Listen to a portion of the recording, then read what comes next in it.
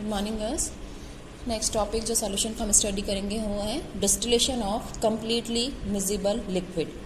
पूर्णतया मिश्रणीय द्रव मिश्रण का प्रभाजी आसवन, फ्रैक्शनल डिस्टिलेशन हम यहाँ पर करेंगे।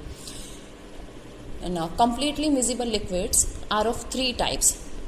जो पूर्णतया मिश्रित होने वाले विलयन हैं वो 3 प्रकार के बनते हैं।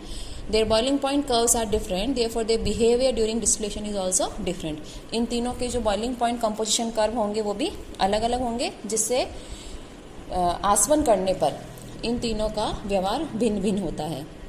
Now we study type first, प्रथम प्रकार के विलयन। For this solution boiling point composition curve is following. ये इसका बॉइलिंग पॉइंट कंपोजिशन कर्व है। इधर हमने बॉइलिंग पॉइंट लिया, इधर कंपोजिशन लिया है। Component B left to right जाने पर इंक्रीज होता है और कंपोनेंट ए डिक्रीज होता है। टी ए और T B both are volatile, दोनों ही वॉलेटाइल हैं। T A is boiling point of component A का क्वथनांक है, और T B is boiling point of component B.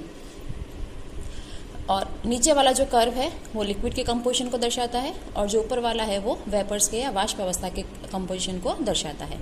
Now let the solution of composition x is heated. अब जैसे हमने कोई भी एक्स कंपोजिशन का सॉल्यूशन लिया, इसको हम गर्म कर रहे हैं, हीट कर रहे हैं।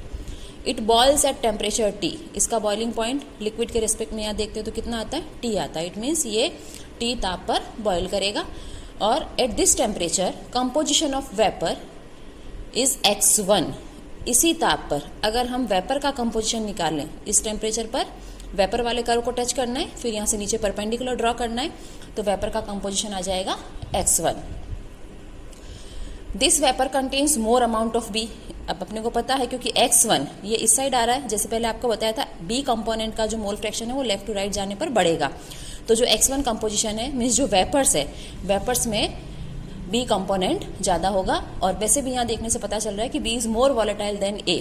बी की वाष्पशीलता ए की तुलना में ज़्यादा है क्योंकि इसका क्वथनांक कम है, इसका बॉइलिंग पॉइंट कम है। और जो रेजिडुअल लिक्विड बचेगा, जो अवशेष बचेगा लिक्विड, उसके अंदर कंपाउंड ए ज़्यादा होगा, ए का अमाउंट ज़्यादा होता है।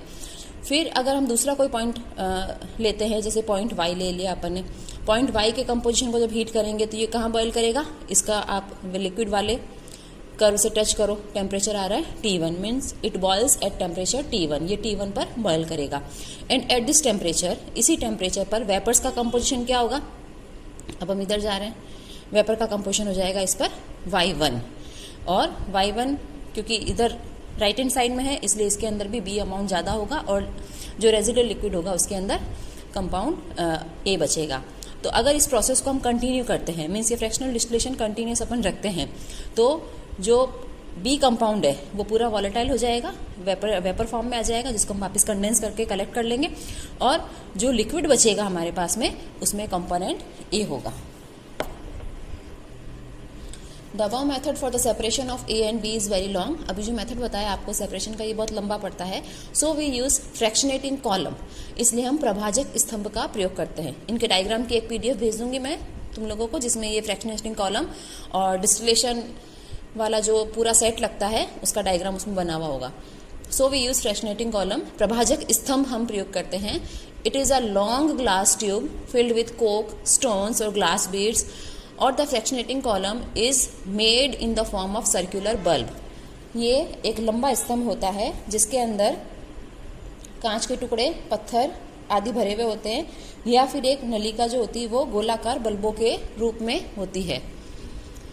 Here main work of fractionating column is to increase the cold surface. ये ठंडी सतह को बढ़ाता है फ्रैक्शनेटिंग कॉलम, प्रभाजक स्तंभ। When solution A and B is heated in distillating flask, एक फ्लास्क लेते हैं जिसमें हम डिस्टिलेशन करते हैं। जब A और B का मिक्सचर उसके अंदर हम गर्म करते हैं, then vapour contains more amount of B। जैसा कि अभी आपको बताया था कि जो ज़्यादा वोलेटाइल है वेपर्स में उसकी मात्रा ज़्यादा होगी, मीन्स जो वेपर्स बनेगी उसमें B ज़्यादा होगा, A कम होगा।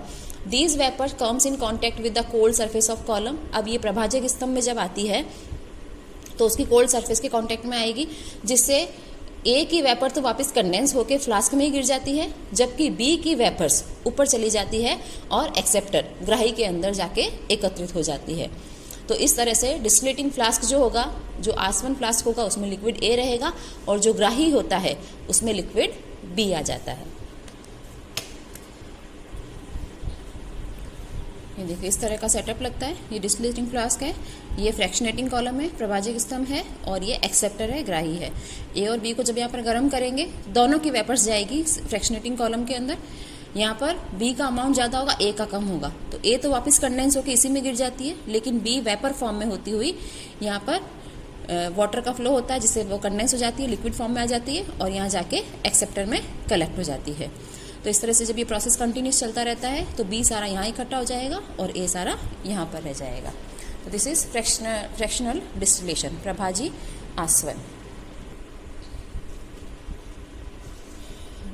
सेकेंड टाइप का लेते हैं, type second. For this solution boiling point composition curve is following. इस तरह का बॉइलिंग पॉइंट कंपोजिशन कर्व मिलता है जिसमें एक डिप्रेशन आता है, एक निम्ननिष्ठ हमें प्राप्त होता है। Now boiling point composition of vapor and liquid meet at point C। अब यहाँ पर देखिए आप, वेपर फेज और लिक्विड फेज, इनका जो बॉइलिंग पॉइंट कंपोजिशन कर्व है वो पॉइंट C पर, ये वाला पॉइंट C है जहाँ पर दोनों मिलते हैं। तो जिस पॉइंट पर ये मिलते हैं वहाँ पर दोनों का कंपोजिशन एक समान हो जाता है, कंपोजिशन में कोई भी चेंज नहीं आता है। Therefore the solution of this composition is completely distilled at temperature T। तो अगर हम इसका डिस्टिलेशन करेंगे तो टेम्परेचर T पर विदाउट चेंज इन कंपोजिशन, संगठन में बिना परिवर्तन हुए, इसके पूरे का ही आसवन हो जाता है। This solution is mixture of two liquids which boils at temperature T and completely distilled at this temperature without change in composition. तो ये एक ऐसा, दो लिक्विड का एक ऐसा मिश्रण है जो टेम्परेचर T पर बॉयल होता है और बिना संगठन में परिवर्तन के कम्प्लीटली डिस्टिल हो जाता है, आश्रित हो जाता है। तो इसे हम बोलते हैं कांस्टेंट बॉइलिंग मिक्सचर और एजियोट्रॉपिक मिक्सचर, एंड हिंदी में इसको बोलेंगे स्थिर क्वाथी मिश्रण, मीन्स जो एक पर्टिकुलर टेम्परेचर पर बॉयल होता है। अब हम सपोज करते हैं कि जो सॉल्यूशन है वो एक्स कंपोजिशन का हमने लिया है, इसको हमने बॉयल करना शुरू किया। Composition of the liquid obtained by condensation of the vapour is x1। ये लिक्विड का कंपोजिशन x है, इसी टेम्परेचर पर वेपर का कंपोजिशन x1 होगा। अब ग्राफ को देखने से क्या पता चल रहा है, जो x1 है उसमें एजियोट्रॉप की मात्रा ज़्यादा होती है। तो जैसे जैसे इस प्रोसेस को हम आगे प्रोसीड करेंगे तो जो वेपर फेज होगी उसमें एजियोट्रॉप बढ़ता जाएगा, और जो अपने पास में कंडेंसेशन फ्लास्क है जिसमें हम कंडेंसेशन कर रहे हैं उसमें ए की मात्रा बढ़ती जाएगी। तो इस तरह से जब कंप्लीट हो जाएगा डिस्टिलेशन तो वेपर्स में तो एजियोट्रॉप चला जाएगा और अपने को फ्लास्क में जो लिक्विड मिलेगा दैट इज बी, वो ए, वो वाला लिक्विड कौन सा होगा, ए होगा। तो इस तरह से जब हम इस कंपोजिशन से हम स्टार्ट करते हैं तो हम बी को प्राप्त नहीं कर सकते, हम केवल ए को ही प्राप्त कर सकते हैं।